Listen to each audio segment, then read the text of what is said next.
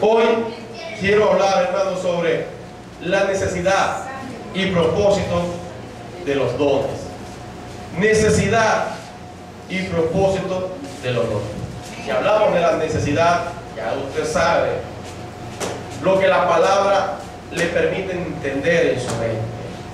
Así como cuando uno siente las ganas, nosotros decimos ganas de comer, es porque el cuerpo está manifestando su necesidad de alimento. Así en nosotros, hermanos, tiene que despertarse ese grado de conocimiento que nos permita a nosotros entender que muchas cosas que estamos sintiendo son producto de la necesidad de nuestro hombre espiritual, de llenarse, de revestirse del Espíritu Santo de Dios y de que esos dones sean allí manifestados. Y que nosotros comencemos entonces un accionar bajo el poder, la administración del Espíritu Santo en los dones espirituales. Dice que la labor de la iglesia en el mundo es fundamentalmente una labor espiritual. La labor de la iglesia es una labor espiritual. Por eso se requiere, hermano, que nosotros nos facultemos, nos preparemos como hombres, como mujeres espirituales, teniendo como recurso, teniendo como herramienta para la labor los dones espirituales. Porque cuando la Biblia habla de don, se está refiriendo a un regalo, se está refiriendo a una dádiva, algo que Dios nos dio a nosotros sin merecerlo, pero no nos dio como un regalo para que nuestra vida espiritual, mis hermanos, tuviese el apoyo, tuviese el respaldo de su gracia divina. Amén. Entonces los dones vienen a nosotros como respaldo a nuestra vida, y vida que llevamos como hombres y como mujeres espirituales. ¿Cuántos son hombres espirituales y mujeres espirituales? Amén. Entonces, muchas veces nosotros, en nuestras funciones, vemos la impotencia, porque quisiéramos ver de Dios manifestación, pero no vemos manifestación de Dios. Muchas veces, ante una situación de que necesitamos dar una palabra, no vemos cómo la palabra surge. Cuando necesitamos dar un consejo, o sea, no vemos cómo la sabiduría o la ciencia se manifiesta. O cuando necesitamos, hermano, allí hacer una oración por sanidad, por un enfermo, o sea, no vemos cómo la sanidad o el milagro se hace presente. Y allí nos sentimos un tanto frustrados, nos sentimos un tanto mal, porque nosotros por un lado contamos con un Dios todopoderoso, pero por otro lado no vemos cómo se mueve el Dios todopoderoso. ¿Cuántos me están entendiendo? Yo quiero ver que Dios se mueva en mi vida. Pero resulta que Dios me dio a mí herramientas, Dios me dio a mí recursos, Dios a mí me dotó de dones. Pablo en este capítulo comienza señalándole a la gente su deseo de que no olviden, que no ignoren los dones espirituales. Quizás en esta noche hay una gran cantidad de personas que no saben que hay dones de Dios para el provecho de la iglesia, a los que la Biblia describe como dones espirituales. Y quizás agarra otro que los ha leído, pero los ve como algo remoto para un creyente X, o para el que predica, o para el que pastorea, ignorando de que los dones son para todos los miembros del cuerpo, para todos los integrantes de la iglesia del Señor. Por eso dice, no quiero, hermanos, una carta dirigida a toda una congregación, donde Pablo dice, no quiero que ignoréis. Amén. Los dones espirituales. Porque a cada uno, el verso 7, le es dada la manifestación del Espíritu para provecho. Amén. A cada uno le es dada la manifestación del Espíritu para provecho. Quiere decir, hermano, el don de Dios, por un lado, el más grande, es la salvación. Es un don, un regalo de Dios, que nos permite a nosotros ser salvos. La dádiva de Dios es vida eterna, el don más grande. Pero además de ese don superior sobre la iglesia, Dios derramó su Espíritu Santo. Y detrás del derramamiento de su Espíritu Santo hay una gran cantidad de dones, de regalos, para que al hombre le sea de provecho. Ahora en diciembre muchos hicieron intercambio de regalos. Fíjense. Y llegaban los hermanos que iban a regalar, a preguntar. Por ejemplo, la hermana Yeli le regala al hermano aquí, Manuel. Entonces Yeli le pregunta a Raiza, para que Raiza le pregunte a Manuel qué talla es.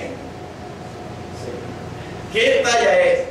Porque quizás la hermana Yeli vio la necesidad de camisa en el hermano. ¿Entienden? La necesidad. Y cuando el hermano recibe la camisa, de que le saca provecho, le saca provecho. Ahí me regalaron unas cuantas, y de que les he sacado provecho, hermano, les he sacado provecho. Entonces los dones van dirigidos a cada uno, hermano, conforme a la necesidad que hay, para que cada uno le saque el mayor de los provechos. Porque los dones son para usarlos. Así como cuando a uno le dan la camisa y uno se la viste y uno coquetea con ella, así mismo los dones son para que nosotros los tomemos, los usemos, para que nos movamos por ellos. Y cuando la iglesia entonces se mueve en base a los dones del Espíritu Santo, las necesidades, hermano, comienzan a satisfacerse. Las necesidades comienzan a satisfacerse. ¿Por qué se satisfacen las necesidades, hermano? Allá abajo. Gloria a Dios. Por ejemplo, clasificación de los dones. Tenemos los dones de revelación, número 1. Tenemos los dones de poder, número 2. Y tenemos los dones de inspiración, número 3. 3 diversidades de dones mencionados acá, en este capítulo número 12. Dones de revelación, palabra de conocimiento, palabra de sabiduría, palabra don de discernimiento de espíritu. Otra vez, palabra de conocimiento, palabra de sabiduría y don de discernimiento de espíritu. Son dones de revelación. Te permiten ver, te permiten descubrir, te permiten identificar, te permiten que al hablar tú puedas descubrir, tú puedas allí dar a conocer cosas que quizás tú no sabes, pero que la persona a quien te escucha sí la sabe. Amén, hermano. Todo esto, hermano, es de provecho, porque si hablamos de palabra de conocimiento, dice una revelación sobrenatural de la existencia, naturaleza o propósito de una persona. Ponga cuidado. Palabra de conocimiento. A ti se te revela sobrenaturalmente. O sea, no lo descubres tú. Viene de parte de Dios la revelación de la existencia, naturaleza o propósito de una persona. ¿Sí me entiendes? A través de este don, tú puedes ver las intenciones que alguien tiene dentro de su corazón. Tú puedes discernir los propósitos ocultos de un corazón.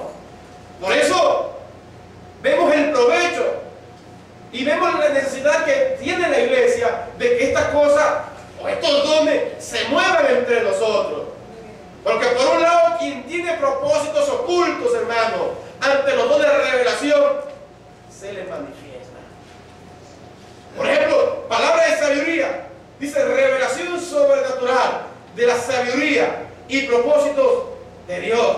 El discernimiento de espíritu, revelación sobrenatural para reconocer y entender la presencia y actividad del espíritu.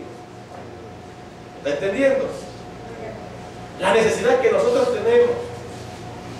Por ejemplo, la Biblia enseña que Satanás se disfraza como ángel de luz. Y la pregunta es, ¿cómo poder identificar a alguien disfrazado como ángel de luz, hermano? Es imposible para los ojos físicos, es imposible para la razón humana poder identificar al diablo disfrazado de ángel de luz. Porque nadie se va a atrever a decir demonio a quien tiene una pinta de ángel. Nadie se va a atrever a decir Señor, te reprendo, Satanás, cuando ve que todos están admirados, contemplando la elocuencia, contemplando la sabiduría, contemplando el poder que brota de esa persona.